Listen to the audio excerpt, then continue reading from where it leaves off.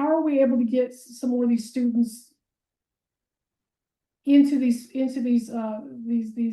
universities and whatnot without having that red tape that comes along? Like I said, for example, where someone's making the decision and saying, okay, you know, they were incarcerated people, or this was an incarcerated person, and we're going to just go ahead and set them aside because we have 100 other applications here. Maybe that person should have a choice as opposed to this other one before, you know. And I think that's a big factor there too as well. There's no one out there right now that's actually looking at the human element of why, you know, they're picking this person over this one yet.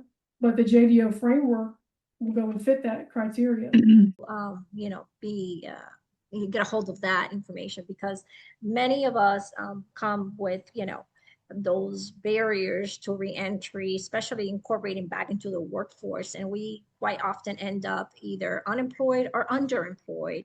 You know, it's difficult to be positioned and viewed without the stigma of what a background brings. And so it would be great to see where those decisions are being made and how we can tackle really and pinpoint to give us better access for employment opportunities and educational opportunities, because it's the same concept, the same way, the same stigma, and those barriers are being implemented in the same way for both roadmaps, so that you have been able to achieve. And I really hope that people take it serious and implement it into work, because this is, again, a more accurate and game changer when it comes to the results and the likelihood of people in this not only in reentry, but also in other spaces of their lives. So I think this is a phenomenal way to really look at the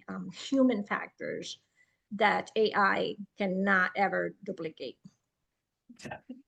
Thank you, Judith. And I went ahead, I put the link in there for that. This workforce reentry and employment, second chance employment. But there's, like I said, there's a lot more links. Now I'll make sure that you know, you guys have those if you'd like to look at them further.